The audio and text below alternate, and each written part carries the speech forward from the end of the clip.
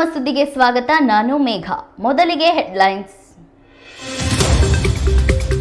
ಕೊನೆಗೂ ಬಯಲಾಯಿತು air India ವಿಮಾನ ದುರಂತದ ಸೀಕ್ರೆಟ್. ಟೇಕ್ ಆಫ್ ಆದ ಕೂಡಲೇ ಸಕ್ರಿಯವಾಗಿದ್ದ ರ್ಯಾಟ್.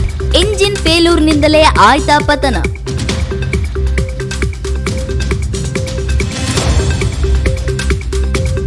ಕರಾವಳಿ ಮಲೆನಾಡಿನಲ್ಲಿ ಭಾರೀ ಮಳೆ ಸಾಧ್ಯತೆ.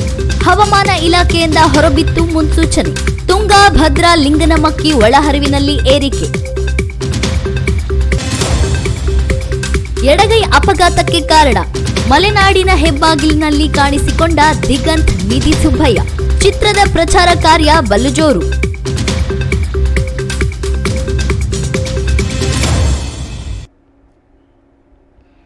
ಏರ್ ಇಂಡಿಯಾ ವಿಮಾನ ಟೇಕ್ ಆಫ್ ಆದ ಕೂಡಲೇ ಕೆಲ ಸೆಕೆಂಡ್ಗಳಲ್ಲಿಯೇ ಪತನವಾಯಿತು. ಯಾಕೆ ಏನು ಅನ್ನೋ ಅನುಮಾನಗಳು ಇಂದಿಗೂ ಇವೆ.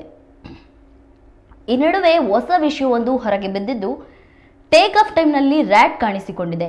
ಇದು ತಜ್ಞರ ತನಿಖೆಗೂ ಹೊಸ ತಿರುವು ನೀಡಿದೆ. ಹಾಗಾದ್ರೆ ಏನಿದು ರ್ಯಾಟ್ ಸೀಕ್ರೆಟ್ ಅನ್ನೋದಕ್ಕೆ ಇಲ್ಲಿದೆ ಒಂದು ರಿಪೋರ್ಟ್. ಏರ್ ಇಂಡಿಯಾ ವಿಮಾನ ಪತನಕ್ಕೆ ರ್ಯಾಟ್ ಕಾರಣ. ಕೊನೆಯೂ ಪತ್ತೆಯಾಯಿತು ವಿಮಾನ ಪತನದ ಸತ್ಯ. ಏರ್ ಇಂಡಿಯಾ ವಿಮಾನ ದುರಂತ ಸಂಭವಿಸಿ ಹಲವು ದಿನಗಳಾಗಿದ್ರೂ ಪತನಕ್ಕೆ ನಿರ್ದಿಷ್ಟ ಕಾರಣ ಸಿಕ್ಕಿರಲೇ ಇಲ್ಲ. ಅಹಮದಾಬಾದ್ನಿಂದ ಹೊರಟ ಏರ್ ಇಂಡಿಯಾ 171 ವಿಮಾನ ಕೆಲ ಸೆಕೆಂಡುಗಳಲ್ಲಿಯೇ ಮೆಡಿಕಲ್ ಹಾಸ್ಟೆಲ್ ಮೇಲೆ ಪತನವಾಗಿತ್ತು. ಇದುವರೆಗೂ ದುರಂತದಲ್ಲಿ ಬರೋಬ್ಬರಿ 270 ಜನರು ಮೃತಪಟ್ಟಿದ್ದಾರೆ. ಬಾಳಿ ಬದುಕಬೇಕಾಗಿದ್ದ ಮಕ್ಕಳು ಕೊನೆಯುಸಿರೆಳೆದಿದ್ದಾರೆ. ಮೆಡಿಕಲ್ ವಿದ್ಯಾರ್ಥಿಗಳು ಸಹ ಸಾವಿನ ಮನೆ ಸೇರಿದ್ದಾರೆ. ಇಷ್ಟೆಲ್ಲ ಅವಘಡಗಳಿಗೆ ಕಾರಣವಾಗಿದ್ದ ವಿಮಾನ ಪತನದ ಸೀಕ್ರೆಟ್ ಇದೀಗ ಬಹಿರಂಗವಾಗಿದ್ದು, ರ್ಯಾಟ್ ಕುರಿತು ಮಹತ್ವದ ವಿಷಯಗಳು ಬೆಳಕಿಗೆ ಬಂದಿವೆ.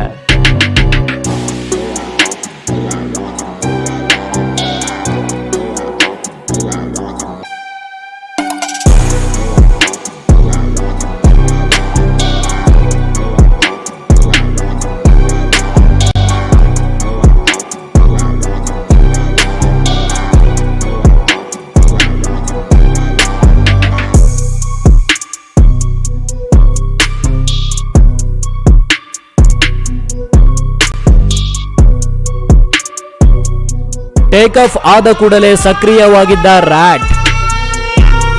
ಏನಿದು ರ್ಯಾಟ್? ಯಾವಾಗ ಆನ್ ಆಗುತ್ತೆ? ಏರ್ ಇಂಡಿಯಾದ ಡ್ರೀಮ್ ಲೈನರ್ 787 ವಿಮಾನ ಪತನಕ್ಕೆ 2 ಇಂಜಿನ್ಗಳ ವೈಫಲ್ಯವೇ ಕಾರಣ ಅನ್ನೋದು ಇದೀಗ ಬಹಿರಂಗವಾಗಿದೆ. ಅಹಮದಾಬಾದ್ನಲ್ಲಿ ವಿಮಾನ ಟೇಕ್ ಆಫ್ ಆದ ಕೂಡಲೇ ರ್ಯಾಟ್ ಸಕ್ರಿಯವಾಗಿರೋದು ಬಹಿರಂಗವಾಗಿದೆ. ಅಂದಹಾಗೆ ರ್ಯಾಟ್ ಅಂದ್ರೆ ತುರ್ತು ಇಂಧನ ಶಕ್ತಿ ಉತ್ಪಾದಿಸುವ ರ್ಯಾಮ್ ಏರ್ ಟರ್ಬನ್. ಇದನ್ನ ಶಾರ್ಟ್ ಆಗಿ ರ್ಯಾಟ್ ಅಂತ ಕರೆಯುತ್ತಾರೆ. ಇದು 3 ಸಂದರ್ಭದಲ್ಲಿ ಸಕ್ರಿಯವಾಗುತ್ತೆ. ಒಂದು, ವಿಮಾನದಲ್ಲಿ ವಿದ್ಯುತ್ ಸಂಪರ್ಕ ಇಲ್ಲದೆ ಇದ್ದಾಗ. ಎರಡನೆಯದು, ಹೈಡ್ರಾಲಿಕ್ ವ್ಯವಸ್ಥೆ ವೈಫಲ್ಯಕ್ಕೀಡಾದಾಗ ಇದು ಆನ್ ಆಗುತ್ತೆ. ಇನ್ನು ಮೂರನೇ ಕಾರಣ, 2 ಇಂಜಿನ್ಗಳು ಸಂಪೂರ್ಣವಾಗಿ ಫೇಲ್ ಆದಾಗ ಇದು ಟೇಕ್ ಆಫ್ ಆದ ಕೂಡಲೇ ಗೋಚರವಾಗುತ್ತೆ. ತಜ್ಞರ ಪ್ರಕಾರ ಏರ್ ಇಂಡಿಯಾ ವಿಮಾನ ಟೇಕ್ ಆಫ್ ಆದ ಕೆಲ ಕ್ಷಣಗಳಲ್ಲಿಯೇ ರ್ಯಾಟ್ ಆನ್ ಆಗಿತ್ತು. ಹಾಗಾಗಿ ಇಂಜಿನ್ ವೈಫಲ್ಯದ ಬಗ್ಗೆ ಪ್ರಶ್ನೆಗಳು ಎತ್ತುವಂತೆ ಮಾಡಿವೆ.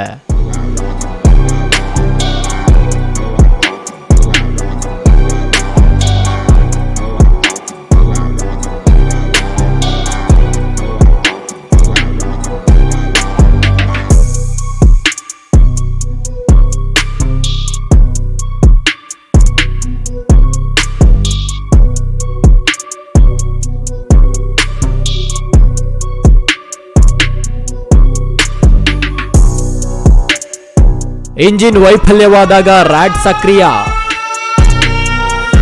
ವಿಮಾನದ ಪೈಲಟ್ಗೆ ಇದು ನೆರವಾಗುತ್ತೆ. ಹೈಡ್ರಾಲಿಕ್ ವ್ಯವಸ್ಥೆಗಳಿಗೆ ಶಕ್ತಿ ಒದಗಿಸುತ್ತೆ.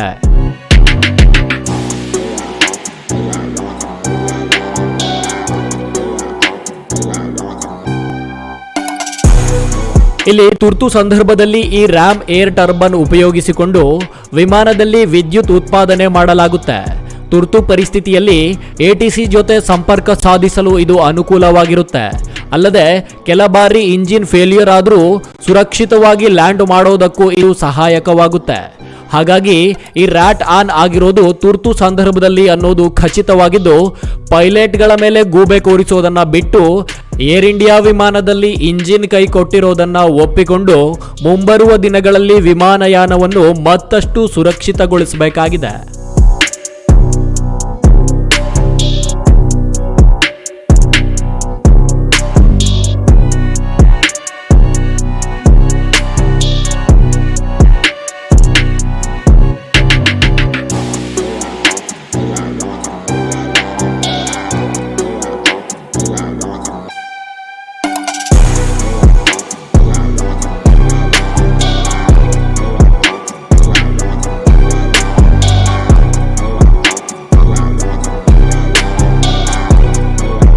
ಇಲ್ಲಿ ಅಹಮದಾಬಾದ್ನಲ್ಲಿ ಟೇಕ್ ಆಫ್ ಆದ ಕೆಲವೇ ಕ್ಷಣಗಳಲ್ಲಿ ರ್ಯಾಟ್ ಗೋಚರವಾಗಿರೋದು ಹಲವು ಅನುಮಾನಗಳಿಗೆ ಬ್ರೇಕ್ ಹಾಕುವಂತೆ ಮಾಡಿದೆ.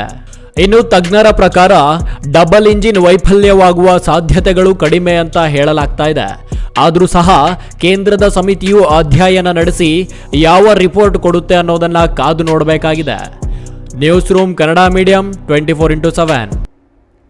ಓಡಾಡೋದಕ್ಕೆ ಐಷಾರಾಮಿ ಕಾರ್ ಬೇಕು, ಆದರೆ ಟ್ಯಾಕ್ಸ್ ಮಾತ್ರ ಬೇಡವೇ ಬೇಡ. ಹಾಗೆ ವರ್ಷಾನುಗಟ್ಟಲೆ ಟ್ಯಾಕ್ಸ್ ಕಟ್ಟದೆ ಓಡಾಡಿಕೊಂಡಿದ್ದ ಮಹಾಶಯರಿಗೆ ಮೈಸೂರು ಸಂಚಾರಿ ಪೊಲೀಸರು ಬಿಸಿ ಮುಟ್ಟಿಸಿದ್ದಾರೆ. ಆ ಕುರಿತ ಒಂದು ರಿಪೋರ್ಟ್ ಇಲ್ಲಿದೆ. ಮೈಸೂರಿನಲ್ಲಿ ಕಾರು ಬಾರಿಗೆ ಕಡಿವಾಣ. ಒಂದೇ ದಿನ ಕೋಟಿ ವಸೂಲಿ ಮಾಡಿದ ಅಧಿಕಾರಿ. ಐಷಾರಾಮಿ ಕಾರಿಗೆ ತೆರಿಗೆ ಎಷ್ಟು ಗೊತ್ತಾ? ಐಷಾರಾಮಿ ಕಾರು ಖರೀದಿಸಲು ಸಾಮಾನ್ಯವಾಗಿ ಎಲ್ಲರೂ ಇಷ್ಟಪಡ್ತಾರೆ. ಇದು ನಮ್ಮ ನಿಮ್ಮಂತ ಜನಸಾಮಾನ್ಯರ ಕನಸು. ಇಲ್ಲಿ ನಾವು ನೀವು ಕಂಡ ಕನಸನ್ನು ನಮ್ಮ ಮೈಸೂರಿನಲ್ಲಿ ಶ್ರೀಮಂತರು ಎಂದು ಕರೆಸಿಕೊಳ್ಳುವವರು ನನಸು ಮಾಡಿಕೊಂಡಿದ್ದಾರೆ. ಆದರೆ ಅದೇ ಕನಸು ಈಗ ಕಾರಿನ ಬೆಲೆಗಿಂತ ದುಪ್ಪಟ್ಟು ಬೆಲೆ ತೆರುವಂತೆ ಮಾಡಿದೆ. ಇನ್ನು ಅದು ಕೂಡ 1 ಅಥವಾ 2 ಕೋಟಿಯಲ್ಲಿ ಬಗೆಹರಿಯುವ ಸಮಸ್ಯೆ ಏನಲ್ಲ. ಹಾಗಾದ್ರೆ ಸರ್ಕಾರದ ಕಣ್ಣಿಗೆ ಮಣ್ಣೆರಚಲು ಆ ಶ್ರೀಮಂತರು ಮಾಡಿದ್ದಾದ್ರೂ ಏನು?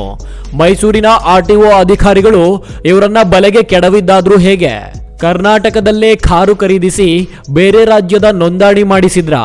ಕೋಟ್ಯಾಂತರ ಬೆಲೆ ಬಾಳುವ ಆ ಕಾರುಗಳಾದ್ರೂ ಯಾವುವು? ಇವುಗಳ ಕಥೆ ಏನು ಅನ್ನೋದನ್ನ ಮುಂದೆ ಹೋಗ್ತಾ ನೋಡೋಣ ಬನ್ನಿ. ಅದು 9 ಕೋಟಿ ಬೆಲೆ ಬಾಳುವ ರೋಲ್ಸ್ ರಾಯ್ ಕಾರು, ಇದರ ಜೊತೆಗೆ ಪೋರ್ಷ್ ಹೆಸರಿನ ಸೂಪರ್ ಸಾನಿಕ್ ಕಾರು, ಮತ್ತೆ ಈ 2 ಕಾರುಗಳಿಗೆ ಸಾಥ್ ನೀಡಲು RD ಕಾರು, ಇವುಗಳ ಪಕ್ಕದಲ್ಲೇ ಅನಾಥವಾಗಿ ನಿಂತಿದ್ದ G ವ್ಯಾಗನ್ ಕಾರು. ಅಬ್ಬಾ, ನೋಡಿದ್ರೆ ಒಮ್ಮೆ ಕಾರುಗಳ ಮಾಲೀಕರ ಮೇಲೆ ಹೊಟ್ಟೆ ಕಿಚ್ಚು ಬರುತ್ತೆ. ಅರೆ, ಐಷಾರಾಮಿ ಕಾರುಗಳು ಮೈಸೂರಿನ RTO ಅಧಿಕಾರಿ ಕಚೇರಿ ಮುಂದೆ ಯಾಕೆ ಅನಾಥವಾಗಿ ನಿಂತಿವೆ ಅನ್ಕೊಂಡ್ರ? ಇಲ್ಲಿ ಈಗಾಗಲೇ ನೀವು ಗಮನಿಸಿರ್ತೀರಾ, ಕಾರಿನ ನಂಬರ್ ಪ್ಲೇಟ್ಗಳು ಪಾಂಡಿಚೇರಿ, ಆಂಧ್ರ ಪ್ರದೇಶ ಹೀಗೆ ಬೇರೆ ಬೇರೆ ರಾಜ್ಯದ ನೋಂದಣಿಯನ್ನು ಹೊಂದಿವೆ. ಇಲ್ಲಿ ಶ್ರೀಮಂತರು ಎಂದು ಕರೆಸಿಕೊಳ್ಳೋರು ಕರ್ನಾಟಕ ರಾಜ್ಯದ ರಸ್ತೆ ಸಾರಿಗೆ ತೆರಿಗೆ ಕಟ್ಟದೆ ಅಧಿಕಾರಿಗಳ ಕಣ್ಣಿಗೆ ಮಣ್ಣೆರಚೋ ಕೆಲಸ ಮಾಡಿದ್ದಾರೆ. ಅಂದಹಾಗೆ ನಮ್ಮ ಅಧಿಕಾರಿಗಳು ಇಂಥವರ ವಿರುದ್ಧ ಸಮರ ಸಾರಿದ್ದು ನಿಂತ ಜಾಗದಲ್ಲೇ ಐಷಾರಾಮಿ ಕಾರುಗಳ ವಿರುದ್ಧ ಕೋಟ್ಯಾಂತರ ರೂಪಾಯಿ ದಂಡ ವಿಧಿಸಿದ್ದಾರೆ. ಇಲ್ಲಿ ಅಧಿಕಾರಿ ವಿಧಿಸಿದ ದಂಡ ಎಷ್ಟು ಅಂತ ನಿಮಗೆ ಗೊತ್ತಾದ್ರೆ ಐಷಾರಾಮಿ ಕಾರುಗಳ ಸಹವಾಸ ಸಾಕು ಅಂತೀರಾ? ಇಲ್ಲಿ ಅಧಿಕಾರಿಗಳು ಸುಮಾರು 4 ಕೋಟಿ ದಂಡವನ್ನು ಕಾರು ಮಾಲೀಕರ ಮೇಲೆ ವಿಧಿಸಿದ್ದು, ಈಗಾಗಲೇ ಸುಮಾರು 2 ಕೋಟಿ ಹಣವನ್ನು ಮಾಲೀಕರಿಂದ ದಂಡದ ರೂಪದಲ್ಲಿ ಅಧಿಕಾರಿಗಳು ಪಡೆದಿದ್ದಾರೆ. ಈ ರೀತಿಯ ಘಟನೆ ರಾಜ್ಯದಲ್ಲಿ ಈಗಾಗಲೇ ಸಾಕಷ್ಟು ವರದಿಯಾಗಿದ್ದು, ಸಾರಿಗೆ ಇಲಾಖೆ ರಾಜ್ಯದೆಲ್ಲೆಡೆ ನೋಂದಣಿ ಬದಲಾಯಿಸಿಕೊಂಡು ಸಂಚಾರ ಮಾಡುತ್ತಿರುವವರ ಮೇಲೆ ದಾಳಿ ಮಾಡಲು ಸಜ್ಜಾಗಿದೆ. ದೊಡ್ಡದಾಗಿ ಕಾರ್ ತೆಗೆದುಕೊಂಡು ಸುಯಿ ಅಂತ ಹೋಗೋದಲ್ಲ, ಅದರ ಜೊತೆಗೆ ತೆರಿಗೆಯನ್ನು ಕಟ್ಟಬೇಕು ಅನ್ನೋ ಕನಿಷ್ಠ ಪ್ರಜ್ಞೆ ಶ್ರೀಮಂತರಿಗೆ ಅದು ಯಾವಾಗ ಬರುತ್ತೋ ಏನೋ. News room Kannada medium 24x7. ರಾಜ್ಯದಲ್ಲಿ ಮುಂಗಾರು ಮಳೆಯ ಆರ್ಭಟ ಮುಂದುವರೆದಿದೆ. ಅದರಲ್ಲೂ ಕರಾವಳಿ ಜಿಲ್ಲೆಗಳ ಜನರು ಭಾರಿ ಮಳೆಗೆ ನಲುಗಿ ಹೋಗಿದ್ದಾರೆ. ಮುಂದಿನ 24 ಗಂಟೆಯಲ್ಲಿ ಭಾರಿ ಮಳೆಯಾಗಲಿದ್ದು, ಕರಾವಳಿ ಜಿಲ್ಲೆಗಳಲ್ಲಿ 110 ರಿಂದ 210 ಮಿಲಿಮೀಟರ್ ಮಳೆಯಾಗಲಿದೆ ಎಂದು ಹವಾಮಾನ ಇಲಾಖೆ ಎಚ್ಚರಿಕೆ ನೀಡಿದೆ. ದಕ್ಷಿಣ ಒಳನಾಡು, ಮಲೆನಾಡು, ಕರಾವಳಿ ಜಿಲ್ಲೆಗಳಿಗೆ ರೆಡ್ ಅಲರ್ಟ್ ಘೋಷಣೆ ಮಾಡಿದ್ದು, ಹಠಾತ್ ಪ್ರವಾಹದ ಬಗ್ಗೆ ಎಚ್ಚರಿಕೆ ನೀಡಲಾಗಿದೆ. ನದಿ ಪಾತ್ರದ ಜನರು ಬಹಳ ಎಚ್ಚರಿಕೆಯಿಂದ ಇರುವಂತೆ ಸೂಚನೆ ನೀಡಲಾಗಿದೆ.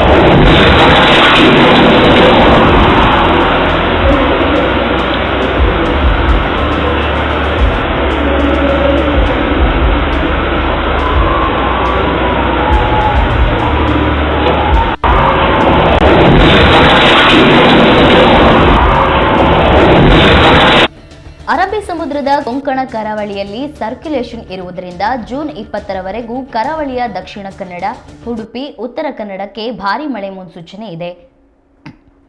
ಈಗಾಗಲೇ ನದಿಗಳು, ಹಳ್ಳಕೊಳ್ಳಗಳು ಅಪಾಯ ಮಟ್ಟ ಮೀರಿ ಹರಿಯುತ್ತಿವೆ. ಡ್ಯಾಂಗಳು ಬಹುತೇಕ ಭರ್ತಿಯಾಗಿವೆ. ಹಲವು ಕಡೆ ಮಳೆರಾಯ ಅಲ್ಲೋಲ ಕಲ್ಲೋಲ ಸೃಷ್ಟಿ ಮಾಡಿದ್ದು ಜನಜೀವನ ಸಂಪೂರ್ಣ ಅಸ್ತವ್ಯಸ್ತಗೊಂಡಿದೆ.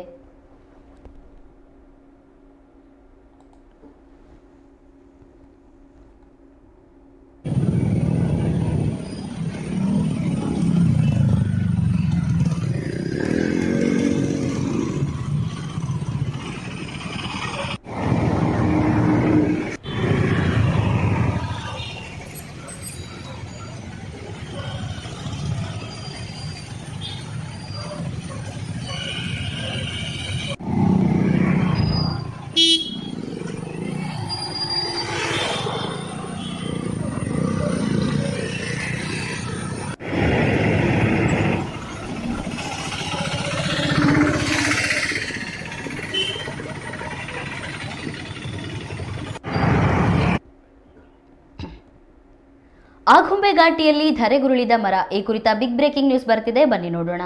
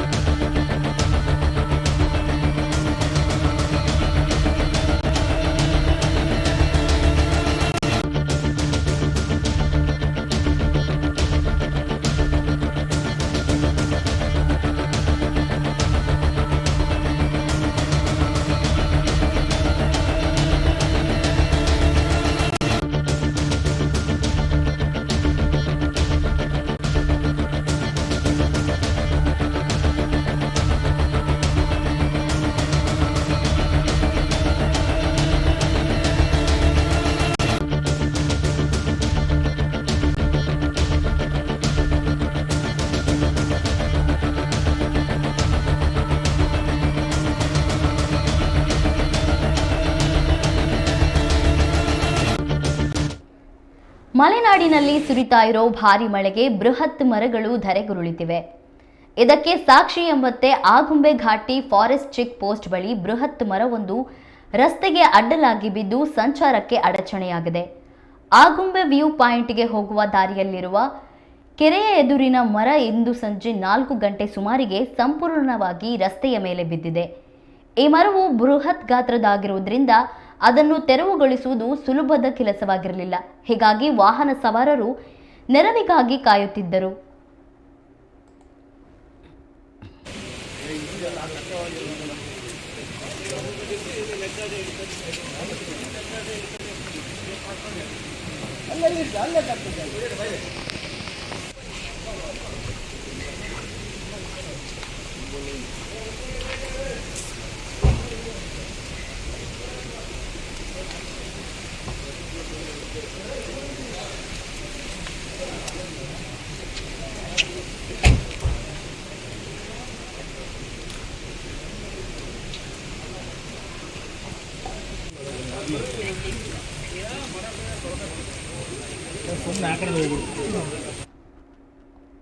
ಇನ್ನು ಮರ ಬಿದ್ದ ಪರಿಣಾಮ ಆಗುಂಬೆ ಮಾರ್ಗವಾಗಿ ಬಂದ 4 ಆಂಬ್ಯುಲೆನ್ಸ್ಗಳು ಶಿವಮೊಗ್ಗಕ್ಕೆ ಬರಲಾಗದೆ ಮರದ ಬುಡದಲ್ಲಿಯೇ ನಿಲ್ಲುವಂತಾಗಿತ್ತು. ಆಂಬ್ಯುಲೆನ್ಸ್ಗಳು ಮಾತ್ರವಲ್ಲದೆ ಘಾಟಿ ಹತ್ತಿ ಮೇಲೆ ಬಂದ ವಾಹನಗಳು ಮತ್ತು ಘಾಟಿಯಿಂದ ಇಳಿಯಲು ಹೊರಟಿದ್ದ ವಾಹನಗಳು ಚೆಕ್ ಪೋಸ್ಟ್ ಬಳಿಯೇ ಸಿಲುಕಿದ್ದವು. ಈ ಭಾಗದಲ್ಲಿ ಹೆವಿ ವಾಹನಗಳ ಸಂಚಾರಕ್ಕೆ ನಿರ್ಬಂಧವಿರುವುದರಿಂದ ಸಣ್ಣ ವಾಹನಗಳು ಮಾತ್ರ ಮಾರ್ಗದಲ್ಲಿ ಸಂಚರಿಸುತ್ತಿದ್ದವು. ಟಿವಿ ಕೊಡೋಣ ಅಂತ ಒಂದು ಸರಿ ಆಗುತ್ತಲ್ಲ.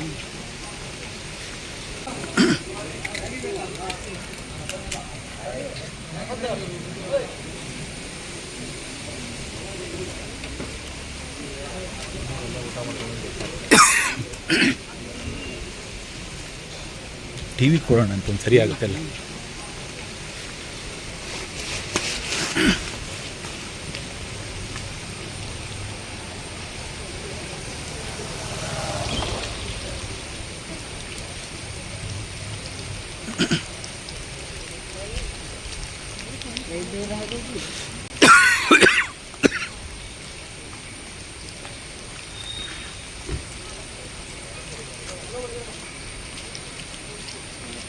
ಟಿ ವಿಗೆ ಒಂದು ಕೊಡೋಣ ಅಂತ. ಇಲ್ಲಾಂದರೆ ಹಾಂ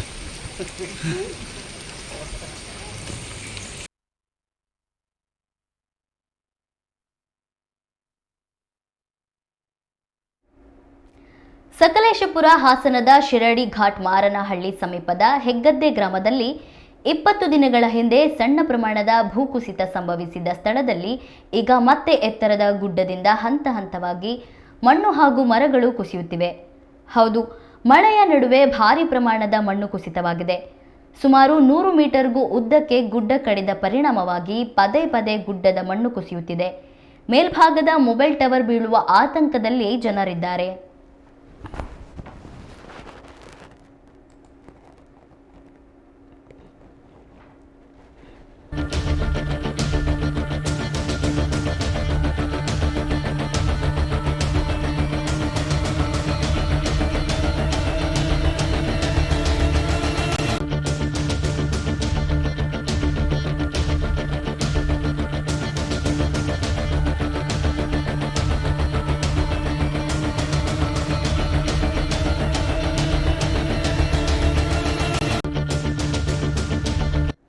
ದೊಡ್ಡತಪ್ಲು ಬಳಿ ಮತ್ತೊಂದು ಸ್ಥಳದಲ್ಲಿ ಭಾರಿ ಪ್ರಮಾಣದ ಮಣ್ಣು ಹಾಗೂ ಮರಗಳು ರಸ್ತೆಗೆ ಕುಸಿಯುತ್ತಿದ್ದು, ಅಪಾರ ಪ್ರಮಾಣದ ಕಾಫಿ ತೋಟವನ್ನೇ ಅಪೋಷಣ ತೆಗೆದುಕೊಂಡು ಕೆಳಗೆ ಬರುತ್ತಿರುವ ಮಣ್ಣಿನ ರಾಶಿ ದೊಡ್ಡ ಅನಾಹುತದ ಸೂಚನೆ ನೀಡುತ್ತಿದೆ. ಶಿರಾಡಿ ಘಾಟ್ ಭಾಗದಲ್ಲಿ ಮಳೆ ಹೆಚ್ಚಿದಂತೆಲ್ಲ ಆತಂಕ ಹೆಚ್ಚುತ್ತಲೇ ಇದೆ.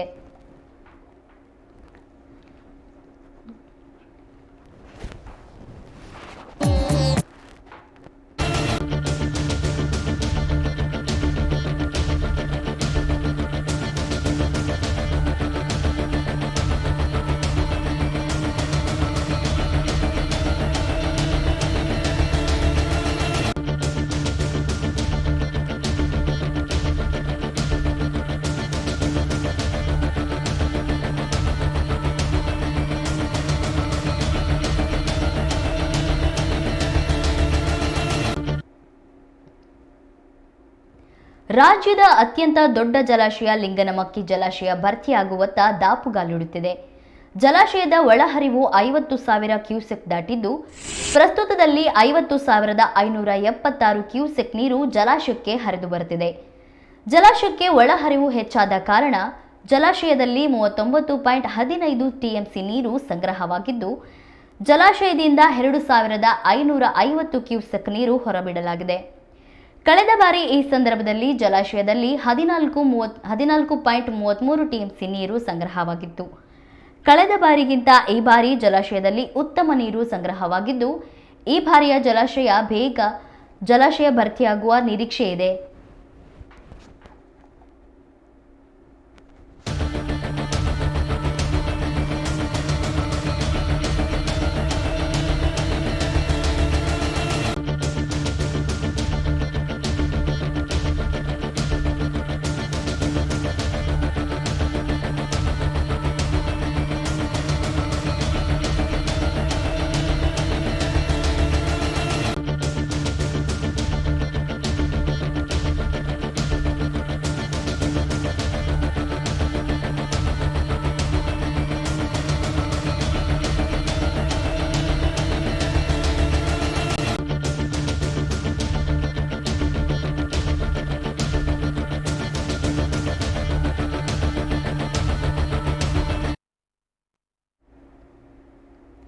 ಮಧ್ಯ ಕರ್ನಾಟಕ ಜೀವನಾಡಿ ಭದ್ರಾ ಜಲಾಶಯದಲ್ಲಿ ಈಗಾಗಲೇ 30.759 ಟಿಎಂಸಿ ನೀರು ಸಂಗ್ರಹಣೆಯಾಗಿದೆ.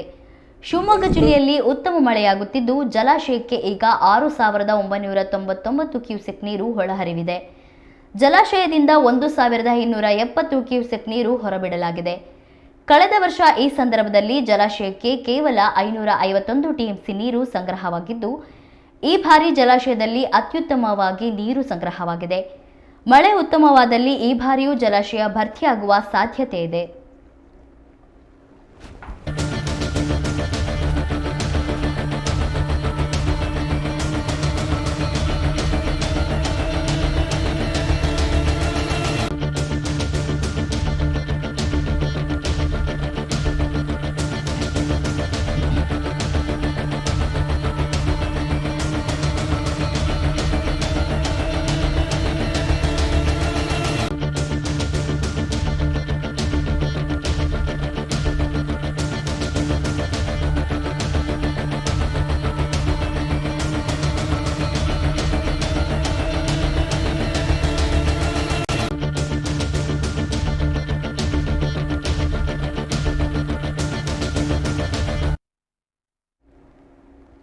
ತೀರ್ಥಹಳ್ಳಿ, ಶೃಂಗೇರಿ ಸೇರಿದಂತೆ ಜಲಾನಯನ ಪ್ರದೇಶದಲ್ಲಿ ವ್ಯಾಪಕ ಮಳೆಯಾಗ್ತಿರೋದ್ರಿಂದ ತುಂಗಾ ನದಿಯ ಒಳಹರಿವಿನಲ್ಲಿ ಏರಿಕೆ ಕಂಡುಬಂದಿದೆ.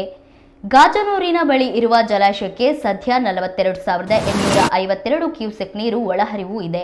ಇನ್ನು ಜಲಾಶಯದಿಂದ 37,323 ಕ್ಯೂಸೆಕ್ ನೀರು ಹೊರಹರಿವು ಇದೆ.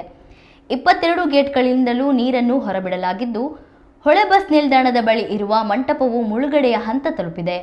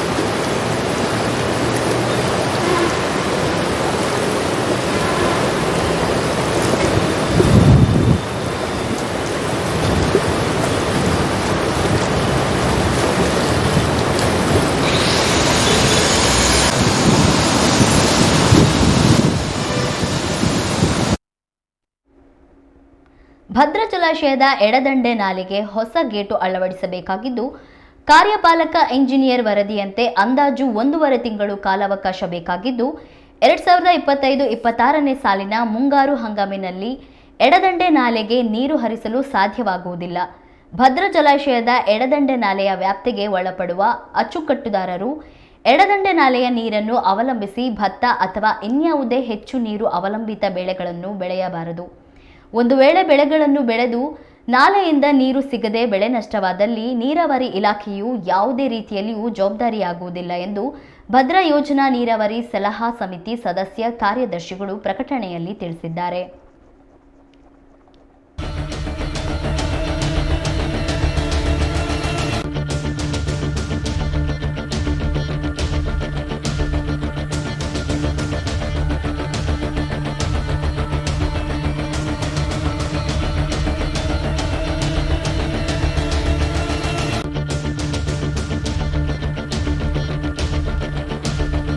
ಭದ್ರಾ ಜಲಾಶಯದ ಎಡದಂಡೆ ನಾಲೆಯ ವ್ಯಾಪ್ತಿಗೆ ಒಳಪಡುವ ಅಚ್ಚುಕಟ್ಟು ಭಾಗದ ಎಲ್ಲ ರೈತ ಬಾಂಧವರು ಇಲಾಖೆಯೊಂದಿಗೆ ಸಹಕರಿಸಬೇಕಾಗಿ ಕೋರಲಾಗಿದೆ.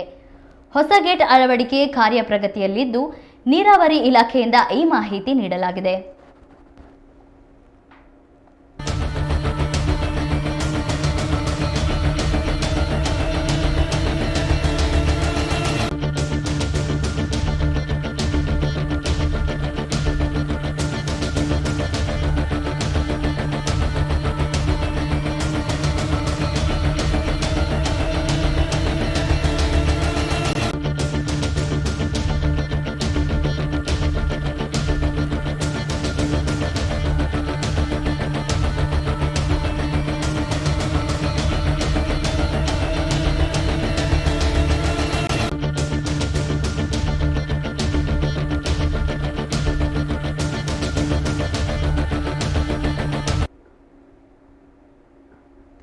ಮಲೆನಾಡಿನಲ್ಲಿ ಮಳೆ ಹೆಚ್ಚಾಗಿದ್ದು, ಹೊಸನಗರ ತಾಲೂಕಿನಲ್ಲಿ ಭೂಕುಸಿತ ಆತಂಕ ಮನೆ ಮಾಡಿದೆ. ಈಗಾಗಲೇ ಕುಂದಗಲ್ ಗ್ರಾಮದ ಬಳಿ ಭೂಮಿ ಬಾಯ್ಬಿಟ್ಟಿದ್ದು, ಭಯದ ವಾತಾವರಣ ನಿರ್ಮಾಣವಾಗಿದೆ. ಏನಾಗುತ್ತೋ ಏನೋ ಭಯದಲ್ಲಿಯೇ ಜನರು ಬದುಕ್ತಾ ಇದ್ದಾರೆ. ಈ ನಡುವೆ ತೀರ್ಥಹಳ್ಳಿ ಶಾಸಕ ಆರಗ ಜ್ಞಾನೇಂದ್ರ ಭೇಟಿ ನೀಡಿ ಪರಿಶೀಲನೆ ನಡೆಸಿದರು.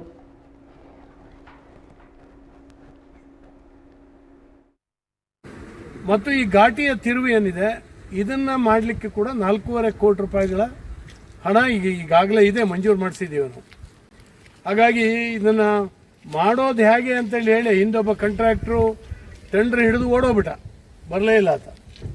ಇದೊಂದು ಹೊಸ ಟೆಕ್ನಾಲಜಿಯಲ್ಲಿ ಇದನ್ನು ಮಾಡಬೇಕಾಗಿದೆ. ಪಕ್ಕದಲ್ಲೇ ವರಾಯಿ ಪ್ರಾಜೆಕ್ಟಿನ ಇದು ಬರ್ತಾ ಇದೆ, ಅಲ್ಲಿ ವೆಲ್ಲು ಇದೆಲ್ಲ ಬರ್ತಾ ಇದೆ. ಹಾಗಾಗಿ ಭಾಳ ಸೂಕ್ಷ್ಮ ಪ್ರದೇಶ ಇದು. ಸದ್ಯದಲ್ಲಿ ಇದನ್ನ ಮಳೆ ಕಮ್ಮಿ ಆದ ಕೂಡಲೇ ಇದರ ಕೆಲಸ ಸ್ಟಾರ್ಟ್ ಆಗ್ತದೆ. ಅಲ್ಲಿವರೆಗೆ ರಕ್ಷಣಾತ್ಮಕವಾಗಿ ಇದನ್ನು ಏನು ಟೆಂಪ್ರರಿ ಮಾಡಬೇಕು ನಮ್ಮ ಇಂಜಿನಿಯರ್ಗಳು ಇದನ್ನ ಮಾಡಿಟ್ಟಿದ್ದಾರೆ. ಇನ್ನೊಂದು ನೆಕ್ಸ್ಟ್ ಬೇಸಿಗೆನಲ್ಲಿ ಇದನ್ನ ಕಂಪ್ಲೀಟ್ ಮಾಡುವಂಥ ಕೆಲಸ ಆಗ್ತದೆ. ವಿಶೇಷವಾಗಿ ವರ್ಷಕ್ಕೆ ಎಷ್ಟು ಸರಿ ಬ್ಲಾಕ್ ಆಗುತ್ತೆ. ನಮ್ಮದು ಪರಿಸ್ಥಿತಿ ಅದೇ, ಕರಾವಳಿಗೂ ಮತ್ತು ಶಿವಮೊಗ್ಗಕ್ಕೆ ಚಿಕ್ಕಮಗಳೂರಿಗೆ ಜೋಡಣೆ ಆಗುವಂಥ ಈ ಎಲ್ಲ ಘಾಟ್ಗಳು ಚೀಫ್ ಇಂಜಿನಿಯರ್ ಆದಿಯಾಗಿ ಎಲ್ಲರೂ ಕೂಡ ಬಂದಿದ್ದಾರೆ. ಕಟ್ಟಿಗೆ ಮೇಲೆ ದಾಟ್ತಾರೆ ಬಿಡ್ರಿ, ಮಲೆನಾಡವರಿಗೆ ದಾಟಕ್ಕಾಗಲ್ಲ.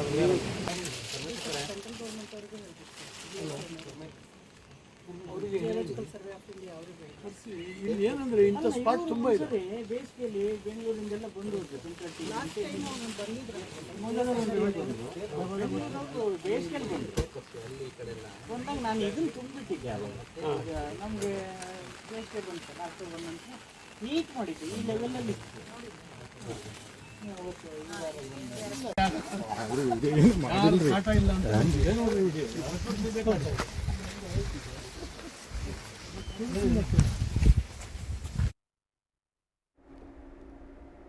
ಉತ್ತಮ ಪ್ರದರ್ಶನ ಕಾಣ್ತಾ ಇರೋ ಎಡಗೈ ಅಪಘಾತಕ್ಕೆ ಕಾರಣ ಚಿತ್ರ. ಈ ಕುರಿತ ಸುದ್ದಿ ನೋಡೋಣ ಪುಟ್ಟ ವಿರಾಮದ ನಂತರ.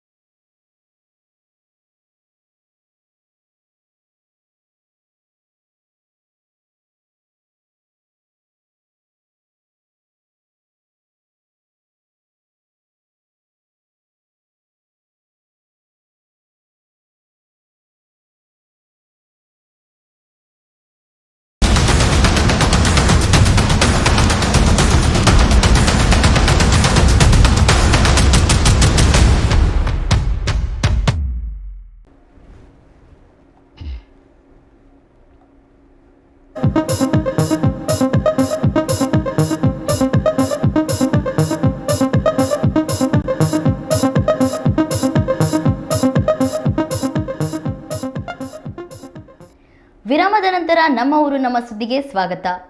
ಹುಲಿಕಲ್ ಘಾಟಿಯಲ್ಲಿ ಸಂಚಾರ ಮತ್ತೆ ಯಥಾ ರೀತಿ ಆರಂಭವಾಗಿದೆ.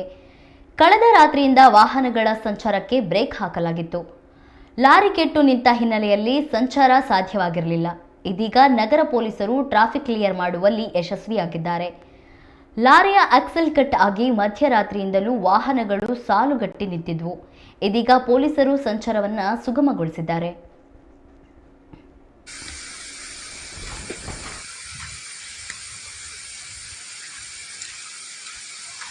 ഇതാണ്ടോ ഞങ്ങളെ ബസ് മഞ്ഞ, എൻ്റെ ബാക്കൊക്കെ ഇങ്ങനെ എന്നിട്ടുണ്ട്, ഫുള്ള് പൊരിച്ചാണ്.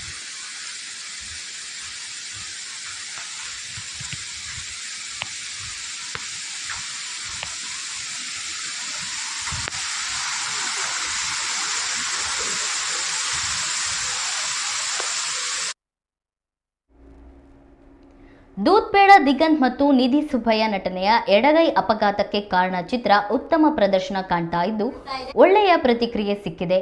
ಈ ನಡುವೆ ಚಿತ್ರತಂಡದವರು ಶಿವಮೊಗ್ಗದಲ್ಲಿ ಮಾಧ್ಯಮದವರಿಗೆ ಈ ಕುರಿತು ಮಾಹಿತಿ ನೀಡಿದರು. ನಿರ್ಮಾಪಕ ರಾಜೇಶ್ ಕಿಳಂಬಿ ಅವರು ಮಾಧ್ಯಮಗಳಿಗೆ ಮಾಹಿತಿ ನೀಡಿದರು. ನಟಿ ನಿಧಿ ಸುಬ್ಬಯ್ಯ ಸಹ ಈ ಸಂದರ್ಭದಲ್ಲಿ ಚಿತ್ರದ ಬಗ್ಗೆ ಕೆಲ ಮಾತುಗಳನ್ನು ಆಡಿದರು.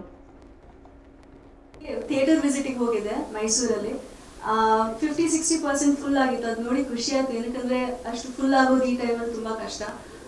ಎಲ್ಲರೂ ಅಷ್ಟೇ ಒಂದೇ ಹೇಳಿದ್ರು, ನಾವು ಫಿಲ್ಮ್ ಎಂಡ್ ಆಗೋ ತನಕ ಫೋನ್ ಎತ್ತು ನೋಡಿಲ್ಲ. We were constantly guessing what next ಅಂತ. ಸೊ ಡೈರೆಕ್ಷನ್ ತುಂಬಾ ಚೆನ್ನಾಗಿತ್ತು ಅಂತ ಎಲ್ಲರೂ ಹೇಳಿದ್ರು. And the second point is Diganth's acting. ಎಲ್ಲರೂ ಪ್ರೇಸ್ ಮಾಡ್ತಾ ಇದ್ದಾರೆ. ಅಮ್ಮ ಕೂಡ ಅವ್ರ ಫ್ರೆಂಡ್ಸ್ ಜೊತೆ ಹೋಗಿ ನೋಡಿ ಬಂದು, ದಿಗಂತ್ ಎಷ್ಟು ಒಳ್ಳೆ ಆಕ್ಟರ್ ಅಲ್ವಾ, ಅಮ್ಮ ನಾನು ಇದ್ದೆ ಅಲ್ವಾ, good but what wonderful actor, ಹೇಳು ಅವ್ರಿಗೆ. ಈವನ್ ನಿರೂಪ್ಸ್ ಪೇರೆಂಟ್ಸ್ PVR ಸಂಡೇಸ್ ಇದ್ದಾಗ, ಸೊ ನಿರೂಪ ತಂದೆ ಹೇಳಕ್ ಹೇಳಿದ್ರು, one of the career best performances by Diganth ಅಂತ. ಸರ್ಪ್ರೈಸ್ ಇದೆ ಅಂತ ಹೇಳಿದ್ದೆ, ಯಾವುದು ಅಂತ ಅನೌನ್ಸ್ ಆಗಿರಲಿಲ್ಲ, ಯಾಕೆಂದ್ರೆ ಯಾವುದು ಫೈನಲ್ ಆಗಿರಲಿಲ್ಲ, ಡಿಸ್ಕಷನ್ ಹಂತದಲ್ಲಿ ಇತ್ತು. ಅದಾದ ನಂತರ ಈ ಸಿನಿಮಾ ಬಿಡುಗಡೆಗಿಂತ ಮೊದಲು ಬಂದು ನಿಮ್ಮನ್ನೆಲ್ಲ ಭೇಟಿ ಮಾಡಬೇಕು ಅಂತ ಅಂದ್ಕೊಂಡಿದ್ವಿ. ಬಟ್ ಕೆಲವೊಂದು ಅನಿವಾರ್ಯ ಕಾರಣದಿಂದ ನಾವೆಲ್ಲರೂ ಬೆಂಗಳೂರಲ್ಲಿ ಸ್ಟಕ್ ಆದ್ವಿ. ಎಲ್ಲ ಕಡೆನೂ ಒಂದು ರೌಂಡ್ ಪ್ರೆಸ್ ಮೀಟ್ ಮಾಡಿಕೊಂಡು ಆಮೇಲೆ ರಿಲೀಸ್ ಮಾಡಬೇಕು ಅಂತ ನಮ್ಮ ಪ್ಲಾನಿಂಗ್ ಇತ್ತು. ಬಟ್ ಆ ಪ್ಲಾನಿಂಗ್ ಪ್ರಕಾರ ಮಾಡೋಕ್ಕಾಗಲಿಲ್ಲ. ಬಿಡುಗಡೆಯ ಕೊನೆಯ ಕ್ಷಣದವರೆಗೂ ಕೆಲವೊಂದು ಟೆಕ್ನಿಕಲ್ ಇಶ್ಯೂಸ್ ಇತ್ತು, ಅದನ್ನೆಲ್ಲ ಸಾಲ್ವ್ ಮಾಡ್ಕೊಂಡು ಬೆಂಗಳೂರಲ್ಲೇ ಸ್ಟಕ್ ಆದ್ವಿ. ಯಾವಾಗಲೂ ನಾನು ಏನೇ ಮಾಡಿದರೂ ಶಿವಮೊಗ್ಗದ ಮಾಧ್ಯಮದವರು, ಶಿವಮೊಗ್ಗದ ಜನ ನಮ್ಮ ಮನೆ ಮಗ ಅಂತ ಸಪೋರ್ಟ್ ಮಾಡೋರು. ಮೊದಲು ನಿಮ್ಗೆ ಹೇಳಿ ಪ್ರಾರಂಭ ಮಾಡಬೇಕಿತ್ತು, ಈ ಸಾರಿ ಅನಿವಾರ್ಯವಾಗಿ ನಿಮ್ಮ ಜೊತೆ ಮೊದಲೇ ನಿಮ್ಮೆಲ್ಲರನ್ನ ಭೇಟಿ ಮಾಡದೆ ನಾವು ಈ ಸಿನಿಮಾನ ರಿಲೀಸ್ ಮಾಡಬೇಕಾಯ್ತು. ಮೊನ್ನೆ 13ನೇ ತಾರೀಕು ಇದು ಬಿಡುಗಡೆ ಆಗಿದೆ. ರಾಜ್ಯಾದ್ಯಂತ ಯಶಸ್ವಿಯಾಗಿ ಪ್ರದರ್ಶನವನ್ನು ಕೂಡ ಕಾಣ್ತಾ ಇದೆ. ಹಾಗಾಗಿ ಒಂದ್ಸರಿ ಬಂದು ನಿಮ್ಮನ್ನೆಲ್ಲ ಭೇಟಿ ಮಾಡಿ, ಶಿವಮೊಗ್ಗದ ಮಾಧ್ಯಮ ಮಿತ್ರರನ್ನ ಭೇಟಿ ಮಾಡಿ, ಶಿವಮೊಗ್ಗದ ಜನರ ಜೊತೆಗೆ ಒಂದು ಸ್ವಲ್ಪ ಇಡೀ ಚಿತ್ರತಂಡದ ಒಟ್ಟಿಗೆ ಕಾಲ ಕಳೆದು ಹೋಗೋಣ ಅಂತ ಇವತ್ತು ಬಂದಿರೋದು. ನಮ್ಮ ಜೊತೆಗೆ ಈ ಚಿತ್ರದ ನಿರ್ಮಾಪಕರು ಮತ್ತು ನಿರ್ದೇಶಕರು ವೆರಿ ಟ್ಯಾಲೆಂಟೆಡ್. ಅವರು ಚಿಕ್ಕಂದಿನಿಂದನೂ ಸಿನಿಮಾ ಹುಚ್ಚು. ಆಮೇಲೆ ಮುಂಬೈಗೆ ಹೋಗಿ ಸಿನಿಮಾ ಅಧ್ಯಯನ ಮಾಡಿದರು. ಅಲ್ಲಿ ಕೆಲವೊಂದಷ್ಟು ವರ್ಷ ಕ್ರಿಯೇಟಿವ್ ಪ್ರೊಡ್ಯೂಸರ್ ಆಗಿ ಒಂದು ದೊಡ್ಡ ಸಂಸ್ಥೆಯಲ್ಲಿ ಕೆಲಸ ಮಾಡಿದರು. ಆಮೇಲೆ ಕನ್ನಡದಲ್ಲೇ ಏನಾದರೂ ಮಾಡಬೇಕು, ನನ್ನ ರಾಜ್ಯದಲ್ಲಿ ನನ್ನ ಭಾಷೆಯಲ್ಲೇ ಚಿತ್ರ ಮಾಡಬೇಕು ಅನ್ನೋ ಕಾರಣಕ್ಕೆ ಕರ್ನಾಟಕಕ್ಕೆ ಬಂದು ಈ ಎಡಗೈಯ ಅಪಘಾತಕ್ಕೆ ಇಲ್ಲಿ ಅದೇ ನಮ್ಮ ಪ್ರೊಡ್ಯೂಸರ್ ನಮ್ಮ ರಾಜೇಶ್ ಕೇಳಂಬಿ ಸರ್ ಎಲ್ಲ ಹೇಳ್ಬಿಟ್ಟಿದ್ದಾರೆ, ಇನ್ನೇನು ಹೇಳಕ್ ಉಳಿದಿಲ್ಲ. ಆದ್ರೂ ಅದೇ ನಾವು ಬಂದಿರೋ ಮುಖ್ಯ ಉದ್ದೇಶ ಏನಂದ್ರೆ ಇಲ್ಲಿ ಶಿವಮೊಗ್ಗದಲ್ಲಿ ಒಂದು ಒಳ್ಳೆ ಯಶಸ್ಸಿನ ಪ್ರದರ್ಶನ ಕಾಣ್ತಾ ಇದೆ. ಆಮೇಲೆ ನಮ್ಮ ಡೈರೆಕ್ಟರ್ ಕೂಡ ಹುಬ್ಳಿಯವರು, ನಮ್ಗೆ ಎಲ್ಲೆಲ್ಲಿ ಹೋಗೋಣ ಅಂತ ಒಂದು ಪ್ಲಾನ್ ಇತ್ತು. ಅಂದ್ರೆ ಇಲ್ಲಿ ಹುಬ್ಳಿಗೆ ಹೋಗೋಣ, ದಾವಣಗೆರೆಗೆ ಹೋಗೋಣ, ಶಿವಮೊಗ್ಗಕ್ಕೆ ಬರೋಣ ಅಂತ. ಸೊ ನಮ್ಮ ಪ್ರೊಡ್ಯೂಸರ್ ಶಿವಮೊಗ್ಗದವರು, ನಾನು ಶಿವಮೊಗ್ಗದವನಾಗಿದ್ದಕ್ಕೆ ಇಲ್ಲಿಗೆ ಫಸ್ಟ್ ಇಲ್ಲಿಂದನೇ ಸ್ಟಾರ್ಟ್ ಮಾಡೋಣ ಸ್ಟೇಟ್ ಟೂರ್ ಅಂತ ಹೇಳಿ ನಾವು ಇಲ್ಲಿ ಫಸ್ಟ್ ಶಿವಮೊಗ್ಗಕ್ಕೆ ಬಂದಿದ್ದೀವಿ.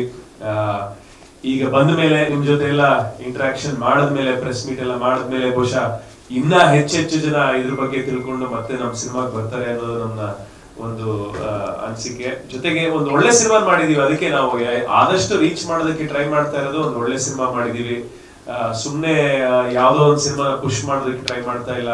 ಒಂದು ಆಡಿಯನ್ಸ್ ರಿಯಾಕ್ಷನ್ ಎಲ್ಲ ನಾವು ಕೇಳಿ ನೋಡಿ ಈ ಸಿನಿಮಾಕ್ಕೆ ಒಂದು ಎಲ್ಲಾ ಗೆಲ್ಲುವ ಲಕ್ಷಣಗಳಿದೆ ಅಂತ ನಾವು ಅನ್ಕೊಂಡು ಈ ಸಿನಿಮಾಕ್ಕೆ ನಾವು ಆತರ ಪುಷ್ ಮಾಡ್ತಾ ಇರೋದು. ಯಾಕೆಂದ್ರೆ ನಾವು ನಿನ್ನೆ ಥಿಯೇಟರ್ ಅಲ್ಲಿ ನೋಡ್ತಾ ಇದ್ವಿ, ಅವಾಗ ಯಾರೋ ಬಂದು ಹೇಳಿದ್ರು, ನನ್ನ ಮಗಳು ನೋಡಿದ್ರು, ಅವ್ರ ಮಗಳು ಲೆಫ್ಟ್ ಹ್ಯಾಂಡ್ ಅಂತೆ, ಅದಕ್ಕೆ ಅಪ್ಪ ಅಮ್ಮ ಹೋಗಿ ಈಗ ಬೇಗ ಹೋಗಿ ಸಿನಿಮಾ ನೋಡಿ ಅಂತ ಅವ್ರಿಗೆ ಕಳಿಸಿದ್ದಾರೆ. ಸೊ ಹೀಗೆ ಸುಮಾರು ಜನ ನಮಗ್ ಬಂದು ಹೇಳಿದ್ರು, ಅವ್ರು ನೋಡಿದ್ರು, ಇಲ್ಲಿ ಬಂದು ನೋಡಕ್ ಹೇಳಿದ್ರು ಸಿನಿಮಾ ಚೆನ್ನಾಗಿದೆ ಅಂತ. ಸೊ ನಮ್ಗೆ ಇದು ಒಂದು ತುಂಬಾ ಅಂದ್ರೆ ಒಂದು ಬೂಸ್ಟ್ ಕೊಡ್ತು ನಮಗೆ. ಈ ಸಿನಿಮಾನ ಇನ್ನ ಖಂಡಿತ ಪುಷ್ ಮಾಡಿದ್ರೆ ಒಂದು ಹೆಚ್ಚಿನ ಒಂದು ಎತ್ತರದ ಮಟ್ಟಕ್ಕೆ ಹೋಗುತ್ತೆ ಅಂತ. ಸೊ ಹಾಗಾಗಿ ಇಲ್ಲಿ ಶಿವಮೊಗ್ಗದಿಂದ ಬಂದಿದೀವಿ, ಸ್ಟಾರ್ಟ್ ಮಾಡ್ತಾ ಇದೀವಿ ಕರ್ನಾಟಕ ಟೂರ್ನ. ಸೊ ನಿಮ್ಮೆಲ್ಲ ಪ್ರೀತಿ, ಆಶೀರ್ವಾದ, ಹಾರೈಕೆ ಸದಾ ಇರ್ಲಿ ಅಂತ ಕೇಳ್ಕೊತಾ ಇದೀನಿ. ಲೆಫ್ಟ್ ಹ್ಯಾಂಡ್ ಅಲ್ಲೇ ಎಲ್ಲ ಈಗ ಫೋನ್ ಯೂಸ್ ಮಾಡೋದು, ನಾನು ಯೂಶಲಿ ರೈಟ್ ಹ್ಯಾಂಡ್ ಅಲ್ಲಿ ಟೆಕ್ಸ್ಟ್ ಮಾಡೋದು, ಈಗೆಲ್ಲ ಹಿಂಗ್ ಮಾಡಿದ್ರೆ ಇದ್ರಲ್ಲಿ ಮಾಡ್ತಾ ಇದ್ದೆ.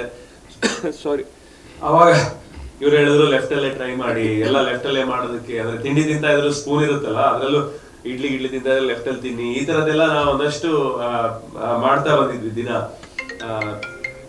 ಶಾರ್ಟ್ ತೆಗಿಬೇಕನ್ನೋದೇ ಅಲ್ಲ, ಶಾರ್ಟ್ ಆದ್ಮೇಲೂ ಸುಮ್ನೆ ಕೂತಿದ್ದಾಗ್ಲೂ ಎಲ್ಲ ಲೆಫ್ಟ್ ಅಲ್ಲೇ ಬಳಸಿದ್ರು. ಸಾಗರ ನಗರ ಸಭೆಯ ಸಾಮಾನ್ಯ ಸಭೆಯಲ್ಲಿ ಕಾಂಗ್ರೆಸ್ ಪಕ್ಷದ ಮಂಡಗಳಲೆ ಗಣಪತಿ ನೇತೃತ್ವದಲ್ಲಿ ಸಾರ್ವಜನಿಕರ ತೆರಿಗೆ ಹಣವನ್ನು ದುರುಪಯೋಗಪಡಿಸಿಕೊಂಡಿರುವುದನ್ನು ಖಂಡಿಸಿ ಪ್ರತಿಭಟನೆ ನಡೆಸಲಾಯಿತು. ನಗರಸಭಾ ಸಭೆ ನಡೆಯುತ್ತಿರುವ ಸಂದರ್ಭದಲ್ಲಿ ಸದನದ ಬಾವಿಗೆ ಇಳಿದು ನಗರಸಭಾ ಆಡಳಿತ ವಿರುದ್ಧ ಘೋಷಣೆ ಹಾಕಿದರು. ಸದಸ್ಯರಾದ ರವಿ ಲಿಂಗನಮಕ್ಕಿ, ಮಧುಮಾಲತಿ, ಜಾಕೀರ್ ಭೈರಪ್ಪ, ಉಮೇಶ್, ಸರಸ್ವತಿ ನಾಗರಾಜ್, ಹಮೀದ್ ಮುಂತಾದವರು ಪಾಲ್ಗೊಂಡಿದ್ದರು. ಪ್ರತಿನಿಧಿಗಳ ತೆರಿಗೆ ಹಣವನ್ನು ಲೂಟಿ ಮಾಡುತ್ತಿರುವ ನಗರಸಭೆ ಆಡಳಿತಕ್ಕೆ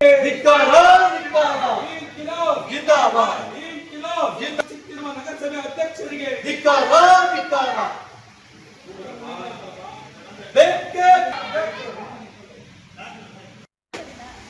ಮೀಟಿಂಗಿನ ದಿನ ಬಾವಿಗಿಳಿದು ಹೋರಾಟ ಯಾಕೆ ಮಾಡ್ತಾ ಇದೀವಿ ಅಂತ ಹೇಳಿದ್ರೆ, ನಮ್ಮ ಸಾರ್ವಜನಿಕರ ತೆರಿಗೆ ಹಣ ಲೆಕ್ಕ ಕೊಡಲಿಲ್ಲ, ವಿಫಲ ಆಗಿದ್ದಾರೆ.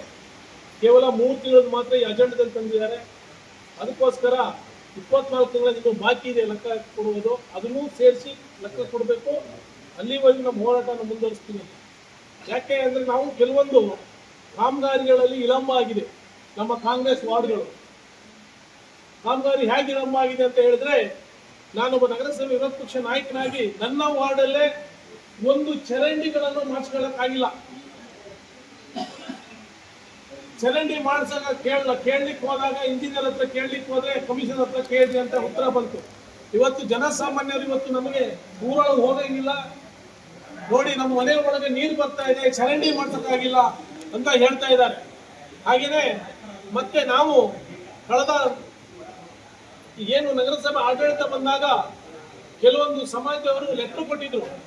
ನಾನು 1-2 ಸಮಾಜದ ಲೆಟರ್ ಕೊಟ್ಟಿದ್ದೆ. ಅವರಿಗೆ ಒಂದು ಲಂಬಾಣಿ ಸಮಾಜ, ಒಂದು ಈಡಿಗರ ಸಾಕಾ ಮಠಕ್ಕೆ ಸಮುದಾಯ ಭವನ ಬೇಕು ಅಂತ ಹೇಳಿ ಇವತ್ತಿಗೂ ಅದನ್ನು ಗಮನಕ್ಕೆ ತಂದಿಲ್ಲ, ಯಾವುದೇ ಮೀಟಿಂಗ್ ಅಲ್ಲೂ ತಂದಿಲ್ಲ.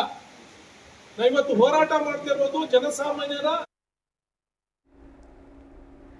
ಕರೂರು ಭಾರಂಗಿ ಕಿರುವಾಸೆ ಗ್ರಾಮದ ರೈತರ ಮೇಲೆ ವನ್ಯಜೀವಿ ಅರಣ್ಯ ವಿಭಾಗದ ಸಿಬ್ಬಂದಿಯಿಂದ ಮಾರಣಾಂತಿಕ ಹಲ್ಲೆ ನಡೆದಿರುವ ಆರೋಪ ಮಾಡಲಾಗಿದೆ. ಶರಾವತಿ ಹಿನ್ನೀರಿನಲ್ಲಿ ಮೀನು ಹಿಡಿಯಲು ಹೋಗಿದ್ದ ರೈತ ಮಂಜುನಾಥ್ ಮೇಲೆ ಅರಣ್ಯ ಸಿಬ್ಬಂದಿಯಿಂದ ಕಬ್ಬಿಣ ರಾಡಿನಿಂದ ಮನಸೋ ಇಚ್ಛೆ ಹಲ್ಲೆ ಮಾಡಿರೋ ಆರೋಪ ಮಾಡಲಾಗಿದೆ. ಹಲ್ಲೆಗೊಳಗಾದ ಮಂಜುನಾಥ್ ಸಾಗರದ ಸರ್ಕಾರಿ ಆಸ್ಪತ್ರೆಗೆ ದಾಖಲಿಸಲಾಗಿದೆ. ಬಲಭಾಗದ ಪಕ್ಕೆ ಮೂಳೆ ಮುರಿದಿದ್ದು ಎದೆ ಮೇಲೆ ಕಾಲಿಟ್ಟು ಹಲ್ಲೆ ಮಾಡಿದ್ದಾರೆ ಎಂದು ದೂರಲಾಗಿದೆ.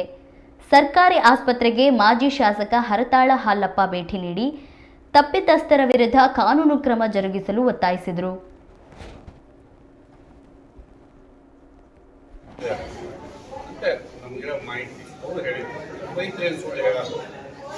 ಮೀನು ಹಿಡಿಯಕ್ಕೆ ಹೋದಂತ ಸಂದರ್ಭದಲ್ಲಿ ಅರಣ್ಯ ಇಲಾಖೆಯವರು ಎದುರಾಗಿದ್ದಾರೆ.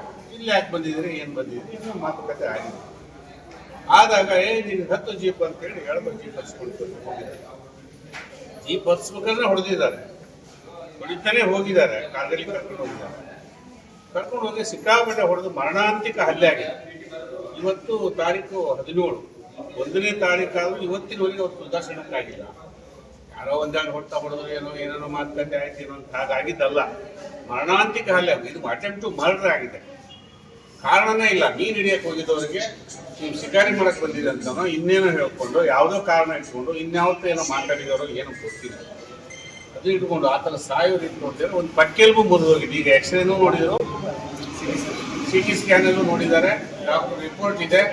ಪಕ್ಕೆಲ್ಬು ಮುರಿದು ಶ್ವಾಸಕೋಶಕ್ಕೆ ಅದು ಚುಚ್ಚಿರುವ ಸಂಭವ ಇದೆ. ನಿಮೋಥೆರಾಕ್ಸ್ ಅಂತ ಮೆಡಿಕಲ್ ಭಾಷೆಯಲ್ಲಿ ಹೇಳ್ತಾರೆ.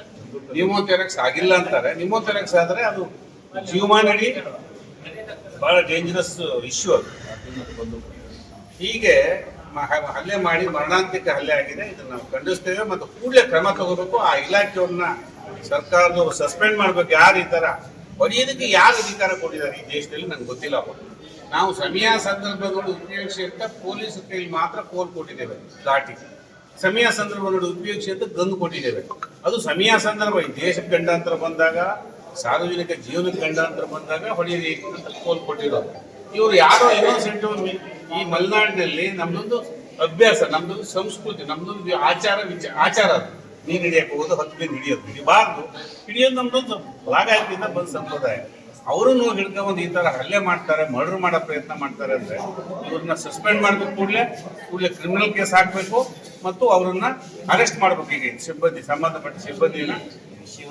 ಮತ್ತೆ ಇವತ್ತು 17ನೇ ತಾರೀಕು ನಾನು ಕೇಳಿದೆ, ನಿನ್ನೆ ಗೊತ್ತಾದ ಕೂಡಲೇ, ಯಾಕಪ್ಪ ನೀವು ಕಂಪ್ಲೇಂಟ್ ಕೊಡಲ್ಲ ಅಂದ್ರೆ, ಗನ್ನು ಇಟ್ಟು 2 ಗನ್ ಇತ್ತಂತ ಅವರ ಜೀಪಲ್ಲಿ ಇರ್ತಾರೆ. ಸಹಜವಾಗಿ ಜೀಪಲ್ಲಿ ಹೋದಾಗ ಗನ್ ಇರ್ತದೆ, ಅವ್ರ ಇಲಾಖೆಗೆ ಹೋಗಿರ್ತಾರೆ.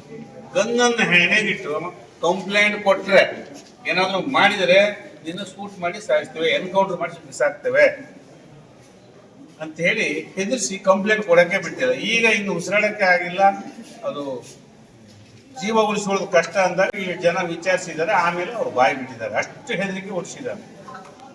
ಆಸ್ಪತ್ರೆ ಕೂಡ ಹೋಗಕ್ಕೆ ಬಿಟ್ಟಿಲ್ಲ. ಹೊರಗೆ ಬಂದರೆ ಸಾಯಿಸ್ತೀವಿ ಅಂತ ಹೇಳಿದ್ದಾರೆ. ಇದು ಅತ್ಯಂತ ದೌರ್ಜನ್ಯದ ವಿಷಯ. ಇದು ಸರಿಯಲ್ಲ. ಯೋಚನೆ ಮಾಡ್ತೇವೆ. ಮತ್ತು ಸಾರ್ವಜನಿಕ ನಾಯಕರು ಕೂಡ ಹೋಲ್ ತಗೊಂಡು ಹೊಡೆಯಕ್ಕೆ ಸ್ಟಾರ್ಟ್ ಮಾಡೋರು.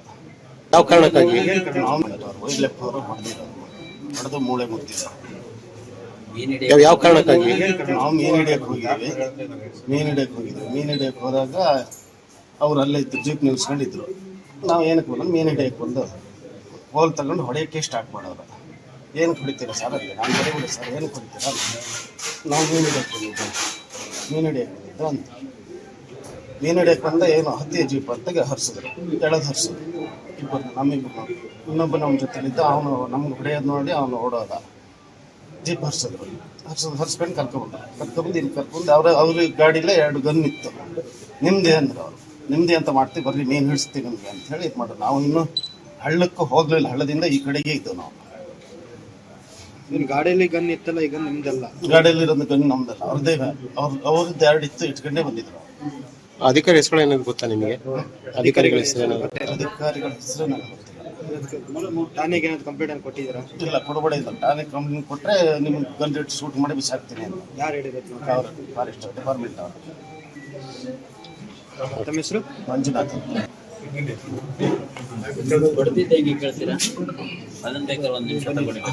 ಸರ್, ಇಲ್ಲಿ ನೀವು ಹೇಳಿ. ಹೊಡೆದ್ರು. ಆಮೇಲೆ ಕಾಲ್ ಮೆಟ್ಕೊಂಡು ಹೊಡ್ತಾರೆ. ಇಲ್ಲಿ ಕಾಲ್ ಗಾಯ ಇದೆ. ರಾಡಲ್ಲಿ ಹೊಡಿತಾರೆ.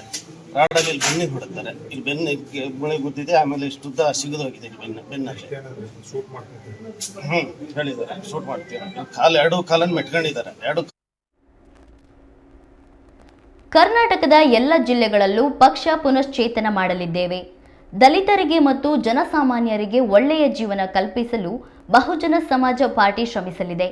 ಅಕ್ಕ ಮೋಹಿತಿ ಅಧಿಕಾರಕ್ಕಾಗಿ ನಾವು ಶ್ರಮಿಸುತ್ತಿದ್ದು, ಭಾರತದಲ್ಲಾಗುವ ಭ್ರಷ್ಟಾಚಾರ ತಡೆಯಲು ಶ್ರಮಿಸುತ್ತೇವೆ. ಭಾರತದ ಎಲ್ಲ ಸಂವಿಧಾನಿಕ ಚುನಾವಣೆಯಲ್ಲಿ ಭಾಗವಹಿಸುತ್ತೇವೆ ಎಂದು ಇಂದು ಶಿವಮೊಗ್ಗದಲ್ಲಿ ನಡೆದ ಪತ್ರಿಕಾಗೋಷ್ಠಿಯಲ್ಲಿ ಬಹುಜನ ಸಮಾಜ ಪಾರ್ಟಿಯ ಮುಖಂಡರು ಹೇಳಿದರು.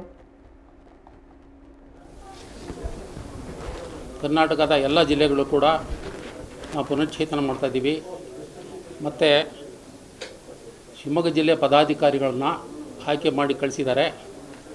ಅದನ್ನು ಪ್ರಕಟಿಸಲು ಕೋರ್ತೇನೆ. ಮತ್ತು ಅಕ್ಕ ಮಾಹಿತಿಯವರು ಬಲ ಪಡಿಸ್ಬೇಕಾಗಿದೆ. ಉಕ್ಕಿನ ಮೇಲೆ ಅಕ್ಕ ಮಾಹಿತಿಯನ್ನು ನಾವು ದೂರ ಮಾಡೋಂಗಿಲ್ಲ. ಕರ್ನಾಟಕ ಸರ್ಕಾರ ಈ ದೇಶಕ್ಕೆ ಅನಿವಾರ್ಯ ಇದೆ.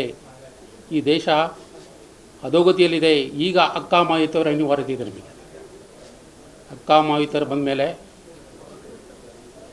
ಉತ್ತರ ಪ್ರದೇಶದಲ್ಲಿ 3 ಬಾರಿ ಆಡಳಿತ ನಡೆಸಿ ಉತ್ತಮ ಆಡಳಿತವನ್ನು ಕೊಟ್ಟು ಬಡವರಿಗೆ, ದಲಿತರಿಗೆ, ಹಿಂದುಳಿದರಿಗೆ, ಸರ್ವಜನಕ್ಕೂ ಕೂಡ ಸುಖಾನುವನ್ನು ಭರಿಸಿದ್ದಾರೆ. ಮತ್ತು ಅಕ್ಕ ಮಾಹಿತಿ ಅಂತ ಉಕ್ಕಿನ ಮೇಳೆಯನ್ನು ಭಾರತ ದೇಶದಲ್ಲಿ ನಾವು ಕಾಣೋಕ್ಕಾಗಲ್ಲ ಅಂತ ನಾವು ತಿಳ್ಕೊಂಡಿದ್ದೀವಿ. ಅಷ್ಟೇ ಅಲ್ಲ, ಅಕ್ಕ ಮಾಹಿತಿ ಬಂದರೆ ನಮ್ಮೆಲ್ಲರ ಬದುಕು ಹಸನ ಆಗುತ್ತೆ. ಈ ದೇಶದ ಭ್ರಷ್ಟಾಚಾರ ನಿರ್ಮೂಲನೆಗಾಗಿ, ದುರಾಡಳಿತಕ್ಕಾಗಿ ಅತ್ಯಂತ ಬಡ ಪ್ರಜೆ ಈ ದೇಶದ ಪ್ರಧಾನಿ ಆಗಬೇಕು ಅನ್ನೋದು ನಮ್ಮ ಉದ್ದೇಶ. ಅಷ್ಟೇ ಅಲ್ಲ, ಎಲ್ಲ ರಂಗದಲ್ಲೂ ಕೂಡ ಬಡವ್ರನ್ನ ತಿರಸ್ಕಾರ ಮಾಡ್ತಾಯಿದ್ದಾರೆ. ಯಾವ ರಂಗದಲ್ಲೂ ಕೂಡ ಅವ್ರನ್ನ ಮೇಲ್ತರಲಿಕ್ಕೆ ಇಷ್ಟಪಡ್ತಾ ಇಲ್ಲ. ಅನೇಕ ಪಕ್ಷಗಳು ನಮ್ಮ ದೇಶದಲ್ಲಿ ಇರೋ 3-4 ಪಕ್ಷಗಳಲ್ಲಿ ನಮ್ಮದು ಕೂಡ ಒಂದು ರಾಷ್ಟ್ರೀಯ ಪಕ್ಷ.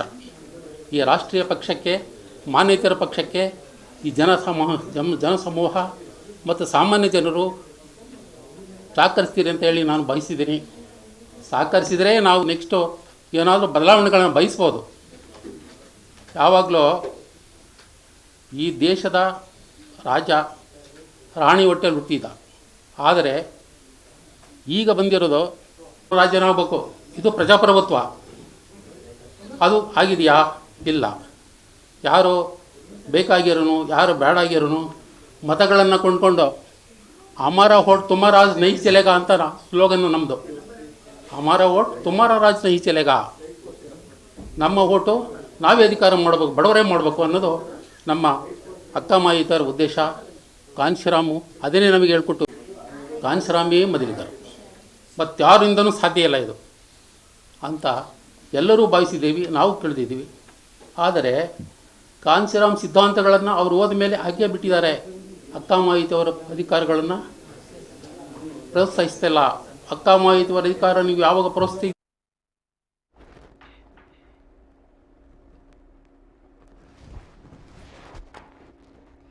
ಇಂದಿನ ಸೋಷಿಯಲ್ ಮೀಡಿಯಾ ಜಮಾನದಲ್ಲಿ ಸೆಲೆಬ್ರಿಟಿಗಳು, ರಾಜಕೀಯ ನಾಯಕರು ಏನು ಮಾಡಿದರೂ ಸುದ್ದಿಯಾಗತ್ತೆ.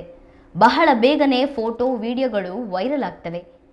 ಡಿಸಿಎಂ ಡಿಕೆ ಶಿವಕುಮಾರ್ ಅವರ ವಿಡಿಯೋ ಕೂಡ ಸೋಷಿಯಲ್ ಮೀಡಿಯಾದಲ್ಲಿ ಇಂದು ಸಾಕಷ್ಟು ವೈರಲ್ ಆಗಿದೆ. ರಾಜ್ಯದ ಶಕ್ತಿ ಕೇಂದ್ರ ವಿಧಾನಸೌಧದ ಕಾರಿಡಾರ್ನಲ್ಲಿ ವಿಶ್ವ ಪರಿಸರ ದಿನದ ಕಾರ್ಯಕ್ರಮಕ್ಕೆ ಚಾಲನೆ ನೀಡಿ ಪರಿಸರ ಸ್ನೇಹಿ ನಡಿಗೆ ಎಂದು ಕಾರಿಡಾರ್ ಸುತ್ತ ಸೈಕಲ್ನಲ್ಲಿ ಬೆಳಗ್ಗೆಯೇ ರೌಂಡ್ ಹಾಕಿದರು. ನಂತರ ವಿಧಾನಸೌಧ ಮೆಟ್ಟಿಲು ಬಳಿ ನಿಂತು ಸೈಕಲ್ ನಿಲ್ಲಿಸಿ ಹತ್ತುವಾಗ ಎಡವಿ ಬಿದ್ದರು. ಕೂಡಲೇ ಎಚ್ಚೆತ್ತುಕೊಂಡ ಡಿಕೆ ಶಿವಕುಮಾರ್ ಇದನ್ನೆಲ್ಲ ಇನ್ನೂ ತೋರಿಸಬೇಡಿ ಎಂದು ನಗುತ್ತಾ ಮಾಧ್ಯಮ ಪ್ರತಿನಿಧಿಗಳಿಗೆ ಹೇಳಿದರು. ಆದರೆ ಅಷ್ಟೊತ್ತಿಗಾಗಲೇ ಅವರು ಬೀಳುವ ದೃಶ್ಯ ವಿಡಿಯೋ ಶೂಟ್ ಮಾಡಿ ಸೋಷಿಯಲ್ ಮೀಡಿಯಾಗಳಲ್ಲಿ ಅಪ್ಲೋಡ್ ಆಗಿ ವೈರಲ್ ಆಗಿವೆ.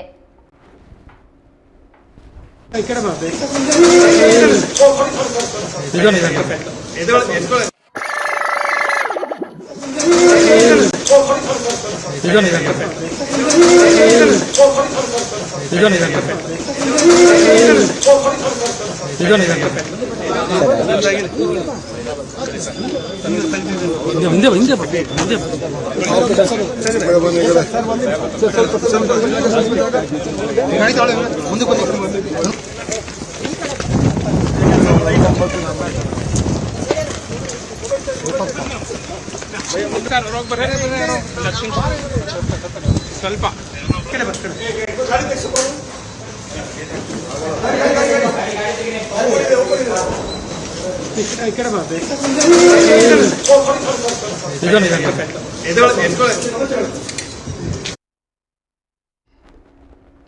ಆರ್ಸಿಬಿ ವಿಜಯೋತ್ಸವದ ಸಂದರ್ಭದಲ್ಲಿ ಚಿನ್ನಸ್ವಾಮಿ ಕ್ರೀಡಾಂಗಣದಲ್ಲಿ ನಡೆದ ಕಾಲ್ತುಳಿತದಲ್ಲಿ 11 ಮಂದಿ ಸಾವನ್ನಪ್ಪಿದ್ದ ಹಿನ್ನೆಲೆಯಲ್ಲಿ ಸಿಎಂ ಸಿದ್ದರಾಮಯ್ಯ ಹಾಗೂ ಡಿಸಿಎಂ ಡಿಕೆ ಶಿವಕುಮಾರ್ ರಾಜೀನಾಮೆಗೆ ಆಗ್ರಹಿಸಿ ಬಿಜೆಪಿ ನಾಯಕರು ಈ ದಿನ ಸಿಎಂ ಮನೆಗೆ ಮುತ್ತಿಗೆ ಹಾಕಲು ಯತ್ನಿಸಿದರು.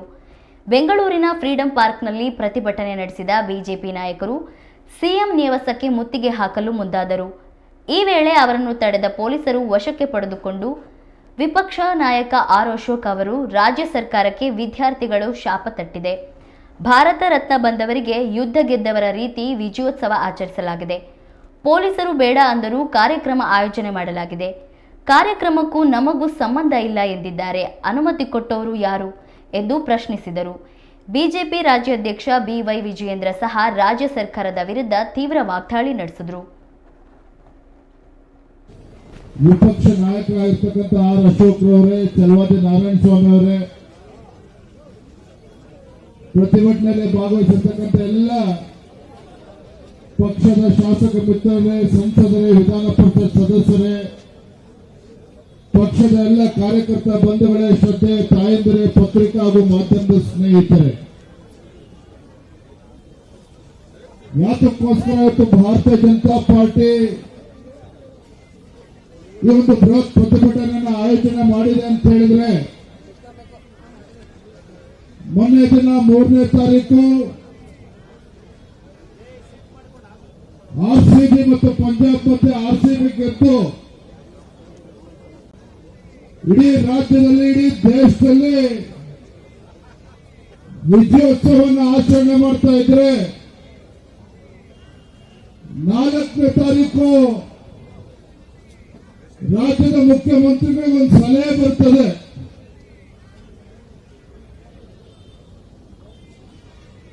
ಏನು ಸಲಹೆ ಅಂತ ಹೇಳಿದ್ರೆ, ಮುಖ್ಯಮಂತ್ರಿ ಸಲಹೆಗಾರರು ಸಿದ್ದರಾಮಯ್ಯವ್ರಿಗೆ ಸಲಹೆ ಕೊಡ್ತಾರೆ. ಸಿದ್ದರಾಮಯ್ಯವರೇ, ರಾಜ್ಯದಲ್ಲಿ ನಿಮ್ಮ ಜನಪ್ರಿಯತೆ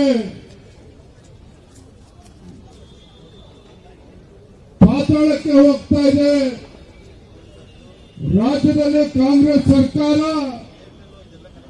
ಗ್ಯಾರಂಟಿಗಳ ನಡುವೆನೂ ಕೂಡ ರಾಜ್ಯದಲ್ಲಿ ಕಾಂಗ್ರೆಸ್ ಸರ್ಕಾರದ ಜನಪ್ರಿಯತೆ ನೆಲಕಚ್ಚಿದೆ. ಇಡೀ ದೇಶದಲ್ಲಿ, ಇಡೀ ರಾಜ್ಯದಲ್ಲಿ ಯುವಕರು ಜನರು RCB ಗೆದ್ದಾಗ ಬಹಳ ಖುಷಿಯಿಂದ ವಿಜಯೋತ್ಸವವನ್ನು ಆಚರಣೆ ಮಾಡ್ತಾ ಇದ್ದಾರೆ. ಹೇಗಾದ್ರೂ ಮಾಡಿ ಇದ್ರ ಮಧ್ಯೆ ನಾವು ಕೂಡ ತೋರ್ಕೋಬೇಕು. ಈ ಜನಪ್ರಿಯತೆಯನ್ನ ನಾವು ಕೂಡ ಈ ಜನಪ್ರಿಯತೆಯನ್ನು ಕಿತ್ಕೊಳ್ತಕ್ಕಂಥ ಕೆಲಸ ಮಾಡಿದ್ರೆ ನಿಮ್ಮ ಇಮೇಜ್ ಕೂಡ ಜಾಸ್ತಿ ಆಗುತ್ತೆ ಅಂತ ಹೇಳೋ ಸಲಹೆಗಾರರು ಕೊಟ್ಟಾಗ ಬೆಳಗ್ಗೆ ಏಕಾಏಕಿ ಮುಖ್ಯಮಂತ್ರಿಗಳ ಅಧಿಕಾರಿಗಳನ್ನ ಕರೆದು ನಾವು ವಿಧಾನಸೌಧದ ಮೆಟ್ಟಿಲ ಮುಂದೆ ನಾವು RCB ಒಂದು ಸೆಲೆಬ್ರೇಷನ್, ವಿಕ್ಟರಿ ಸೆಲೆಬ್ರೇಷನ್ ಅನ್ನ ಮಾಡಬೇಕು.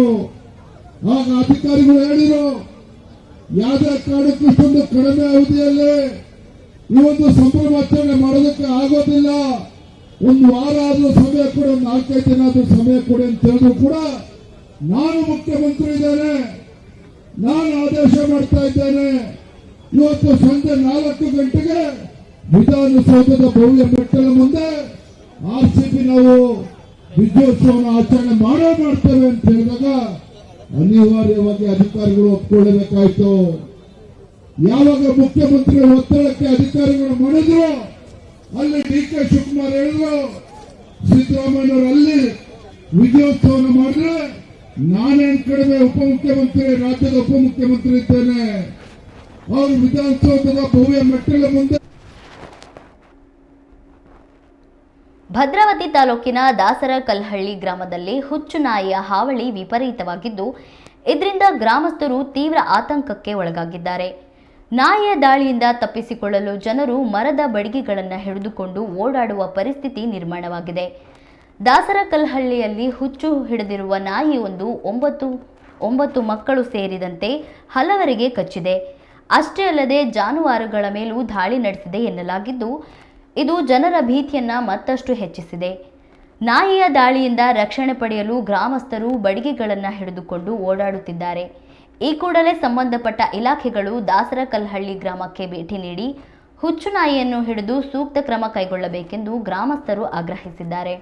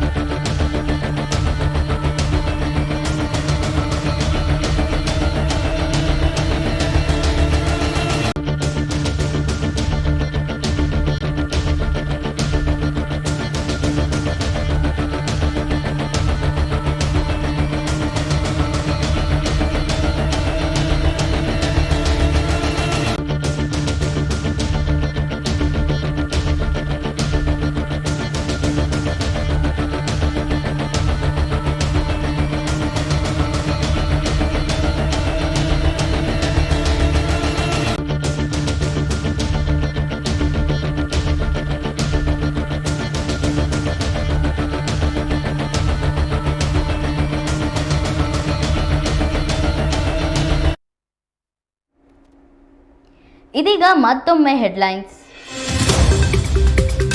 ಕೊನೆಗೂ ಬಯಲಾಯಿತು ಏರ್ ಇಂಡಿಯಾ ವಿಮಾನ ದುರಂತದ ಸೀಕ್ರೆಟ್. ಟೇಕ್ ಆಫ್ ಆದ ಕೂಡಲೇ ಸಕ್ರಿಯವಾಗಿದ್ದ ರ್ಯಾಟ್, ಎಂಜಿನ್ ಫೇಲ್ಯೂರ್ನಿಂದಲೇ ಆಯ್ತಾ ಪತನ.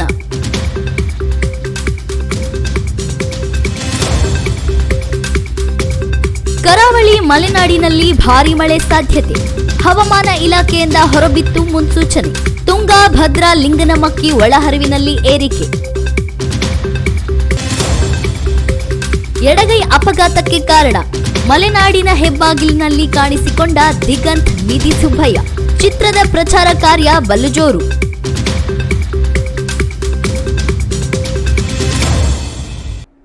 ಇದಾಗಿದ್ದು ಈ ಹೊತ್ತಿನ ಸುದ್ದಿ. ಇನ್ನಷ್ಟು ಮಾಹಿತಿಗಾಗಿ ನೋಡ್ತಾ ಇರಿ ಕನ್ನಡ ಮೀಡಿಯಂ 24x7.